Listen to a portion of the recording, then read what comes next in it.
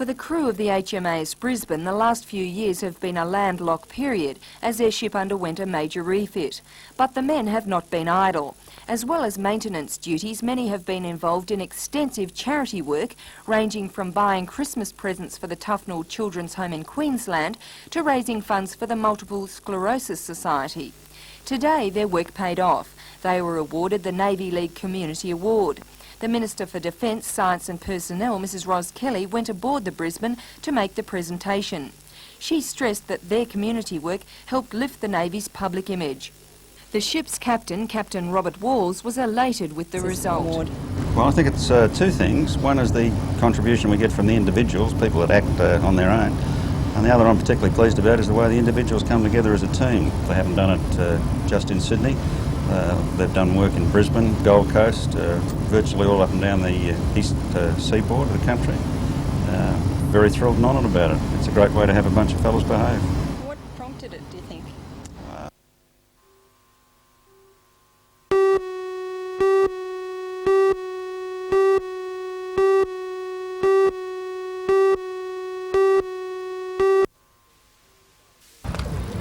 The crowd started building up shortly after the start of play at 4:30, but latecomers were already missing plenty. Opener John Bakewell, joined by Steve Small, were playing cautiously after the loss of Mark Taylor, bowled by Neil Budden for just one. Bakewell had his moments like this 4 off Budden to reach 1 for 13 for Gosford, and Small also picked up a boundary, led off after edging this ball through slips. The second wicket fell in the 8th over, Bakewell caught by O'Neill off Tim Towers. Mark Waugh took the crease at 2 for 26 and added a crisp 4 before he too went the same way. Caught by Greg Owens as Budden picked up his second wicket and the third for Newcastle. Small continued to pick up singles before he too went to the sure hands of Mark Curry, giving bowler Greg Pearce his first wicket on the first ball of the over. Captain Steve Smith took up the burden at 4 for 36, hopefully to rescue Gosford from an increasingly desperate situation. Newcastle will stage their reply under lights later tonight.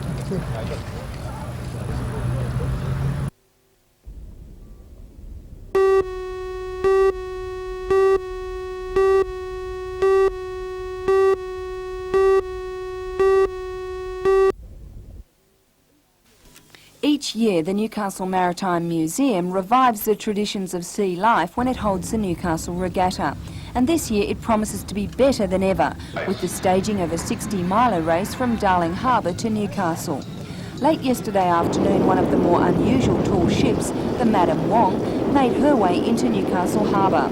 According to her skipper, Bart Olsen, she has been invited to the weekend regatta and, along with the William IV, will be hosting VIPs throughout the weekend.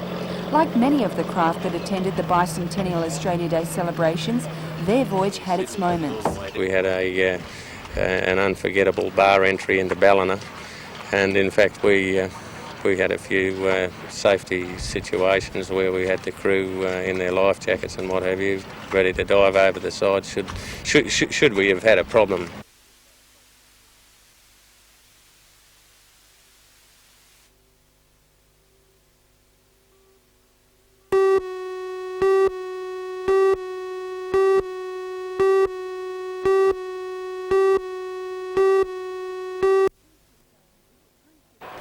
Cruise ships only visit Newcastle intermittently, so there was plenty of fanfare for the Russian cruise ship, the Belarusia, as she prepared to leave port. The Newcastle Police and Citizens Youth Band were in full flight, and a large crowd gathered to wave off friends and relations. 167 people from the Hunter Valley joined the 500 passengers already on board. They'll all be going on a coastal run up to Brisbane, returning to Sydney on Sunday morning. It's a short voyage, but one that will give passengers a taste of life on board a luxury liner. According to John Smythe, the cruise director for CTC Cruises, Newcastle is likely to become a regular port of call because of strong interest in the Hunter Valley vineyards. Yesterday, Sydney-siders were taken by coach to the vineyards and all seemed to have a good time. That's right, yes, they did, and they went away and said goodbye. When they came back, I couldn't understand a word they said.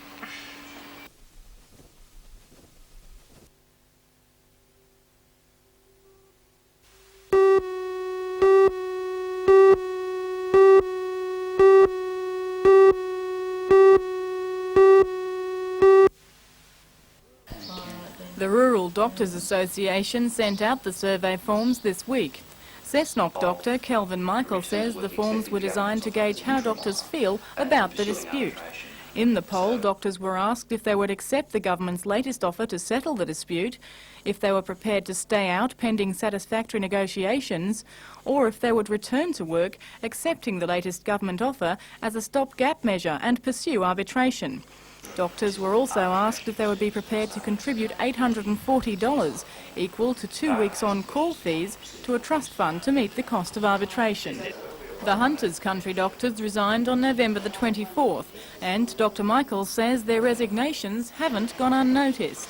A number of patients have had to remain at home who would otherwise have been admitted for fairly routine matters, and that has perhaps involved a higher level of home visits and much busier life outside of the hospital for most doctors. Also, a number of patients have been inconvenienced in that they've had to have gone to hospitals outside of this area, either to Maitland or further to Newcastle, because we haven't been in a position to look after them locally. Dr Michael wants the issue to be arbitrated. If this matter comes out into the open and is arbitrated in the courts, a fair and just solution should occur. Also, a decision and a finding like that is much more difficult to tamper with and to change, and that's been a concern, that any contracts and things that have come out so far have not been tamper-proof and consequently could be changed at any stage, and that has been a major concern for a lot of doctors both here and throughout the state.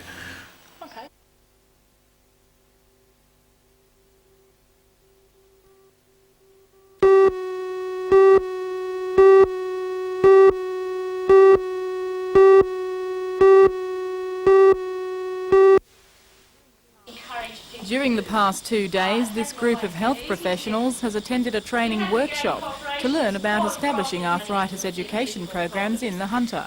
Programs are planned for Newcastle, Maitland and Cessnock. They're expected to be set up within the next 3 months at the Newcastle East, Cessnock and Maitland Community Health Centres. The Health Department says arthritis annually costs about 7.5 million workdays and about $200 million a year in loss of productivity. Of what advantage would the programs be to people who are suffering from arthritis? Well, we hope to teach them some self-management skills, such as learning a little bit about exercise and stress management and the role of diet in arthritis. So it's really learning to manage their own disease rather than just relying on taking drugs, although drugs are a very important part. It's important that they learn some skills that they can use at home.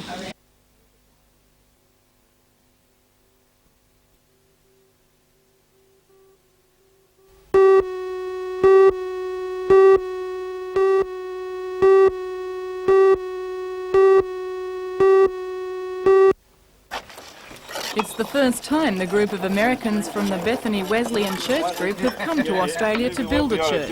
Most of them are from Pennsylvania. Do you do this all in your own time, or is it paid for? No, sir. Everybody raises their own funds and takes their own vacation time to do this. What about the people involved in the project? Are they experienced builders? Some of them, and some of them aren't. There's some that are bricklayers at home. There's bankers and truck drivers and electricians and school teachers and all different trades. Some of the group have already completed similar building projects in other parts of the world, including Africa, Brazil and South America. They're currently working on a 400 square metre building for the Maitland Wesleyan Methodist Church. The congregation of about 40 is helping to pay off a $50,000 bank loan, which bought the materials being used by the Americans to get the building to lock-up stage. Then the congregation hopes to raise another $25,000 to finish the project. Make a little bow in it, I suppose.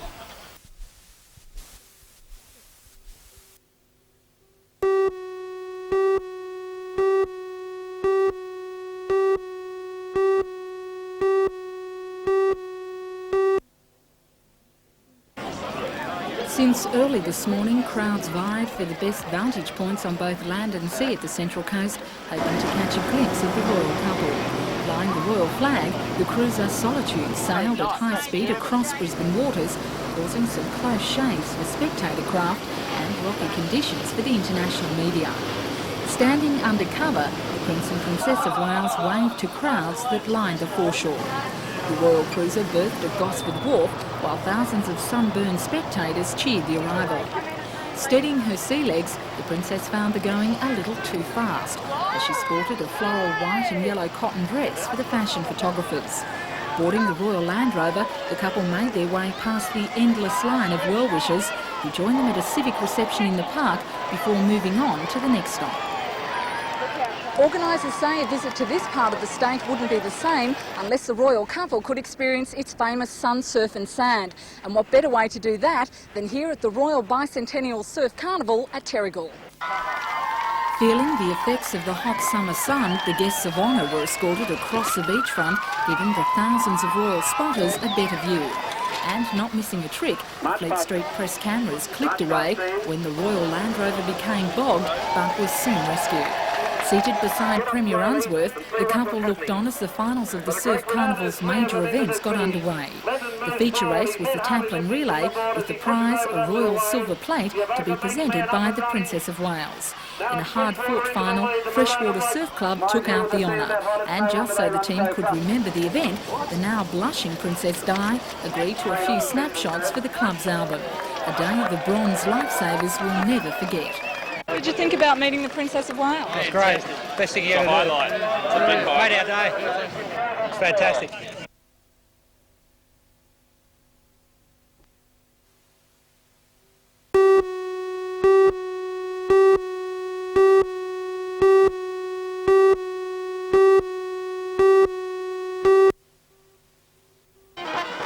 It was a regatta to rival all others. Novocastrians took to the harbour in vessels of all shapes and sizes, while others ambled along the shoreline browsing at the large lineup of events.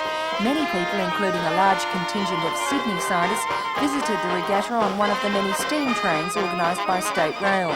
Then on Saturday night there were fireworks, which proved even more spectacular than organisers had promised. Thousands and thousands of people crammed every possible vantage point along the shoreline. But it was when they tried to leave that the trouble started. Police say it was the worst traffic jam that Newcastle has seen and took about 2 hours to clear. All along the harbour foreshore and the East End, cars were bumper to bumper and unable to move. Inspector Ted Jerd from Newcastle Police said there was very little that could have been done to avoid the situation. We've all complained over the times about King Street and its inability to manage the heavy traffic load, even on normal shopping days. You know, we have problems there, and I think the location, such as traffic at the dead end of the city, that was the main thing. Nevertheless, organiser Jeannie Rashke says they're thrilled with the way the regatta turned out. Very happy. A lot of Newcastle families have been out on the harbour for the first time, and with really the weather's made it a perfect weekend. It's been great.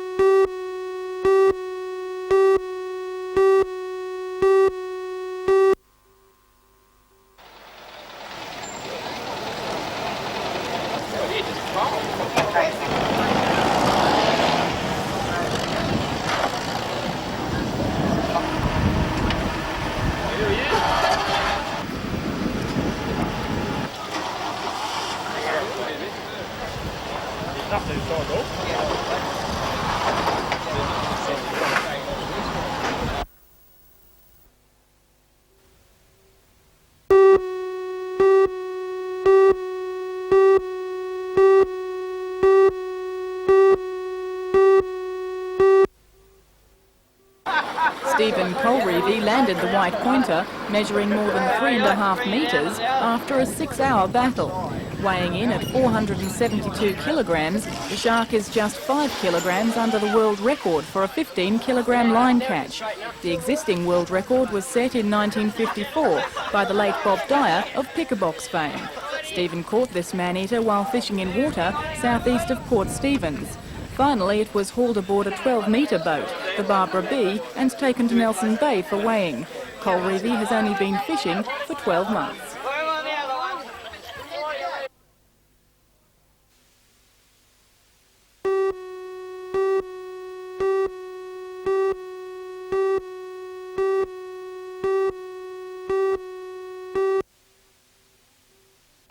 A man in his 20s was killed instantly in this accident on the Pacific Highway, 3 kilometres north of Raymond Terrace, near the Ballakira Canal.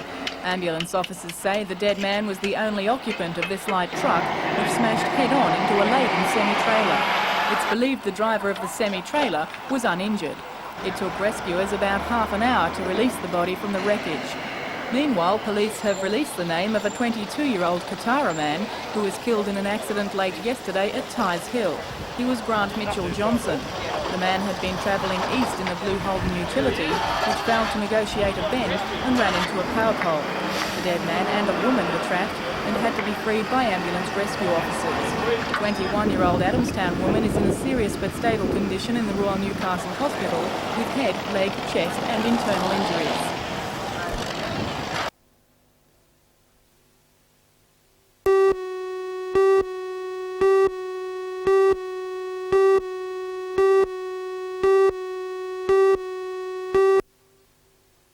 The NBN Cameron Handicap has always been one of the Newcastle Jockey Club's top races, but it is now also one of the biggest on the provincial race circuit. Club chairman Terry Smith today announced that the prize purse for the race had jumped from $60,000 to $100,000, making the race attractive to many more trainers. Prize money is our name of the game nowadays, and with more money in the bin, I think the trainers will respond. I'm sure they will. The big trainers from Sydney and from the country areas will respond, and I'm sure that the furl will grow in quality. The Newcastle Jockey Club says it will pay out $2 million in prize money at its 35 race meets this year and expects a betting turnover in excess of $1 million. Mr Smith says the NJC is now in the ranks of the top clubs in the state. There's no other provincial club or no other club outside the Metropolitan that has 4 races of $100,000 or more. In the 1st and 2nd of March, we've got the Penfolds Classic of $100,000. The following day, the Carlton Newmarket of $100,000 for our autumn carnival. And then in the spring, with the Penfolds leading in with their $100,000 and the Winfield Gold Cup of $125,000, we feel we're well and truly the premier club in the state outside the metropolitan area.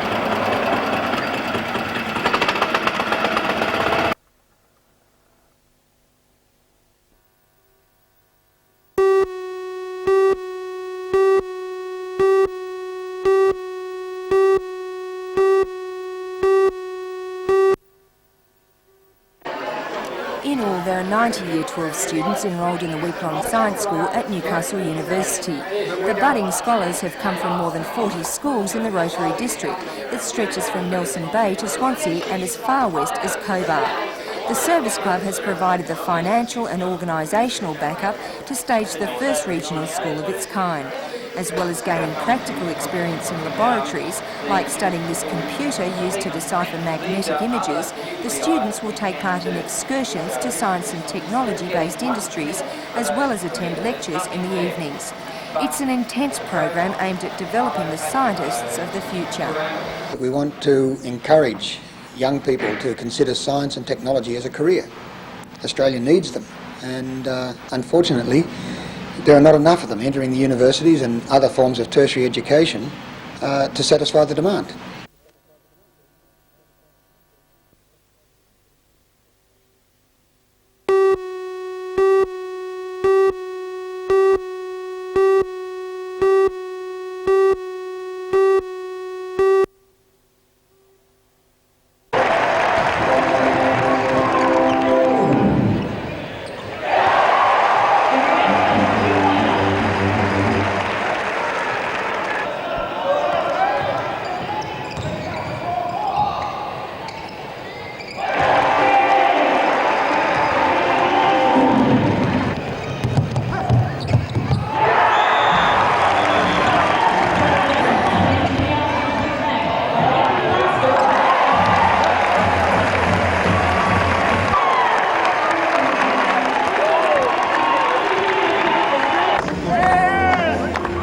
back with us next year.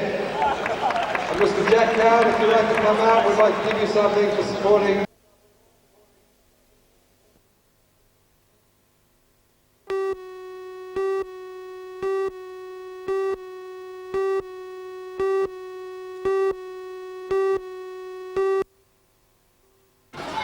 Tonight we'll be reporting on the return to school by thousands of Hunter School students. Some, however, including kinders, won't be on deck until tomorrow. For all the news, join us tonight at 6.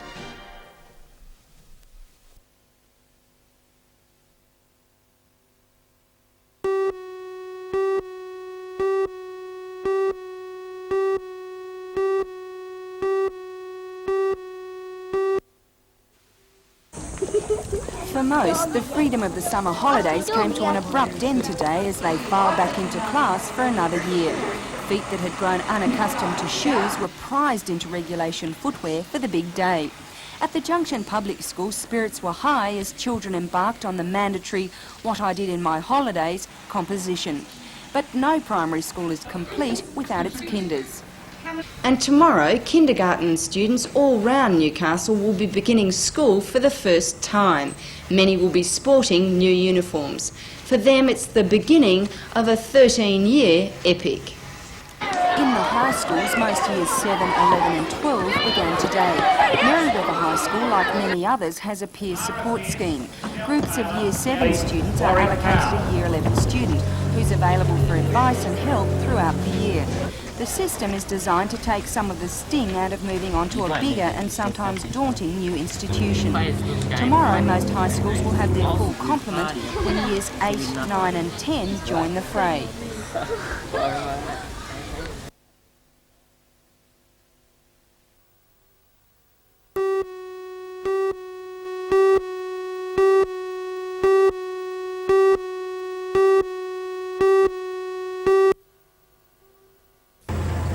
Police were called to a house at the Aberdare Extended Colliery after the discovery of the arm. 16-year-old Daniela Reddy had followed the family dog outside after noticing a foul odour. The German Shepherd, tending to a litter of newborn pups underneath the Eddy's house, led the girl to the human remains of a lower arm. A gold signet ring with a black onyx stone was found on one of the fingers. Police searched the area and made a grisly discovery. The badly mauled remains of a man were found in a nearby gully. The scientific squad and Cessnock detectives gathered evidence to help piece together the man's identity. Police say the face and body were badly decomposed and a number of empty liquor bottles were found nearby. Today the Eddy family had taken refuge elsewhere, leaving the dog unleashed to guard her pups. The body was taken to Newcastle. Late this afternoon, the coroner had positively identified it as that of 37-year-old Christopher Green, a former inmate of Cessnock Jail. The cause of his death is still unknown.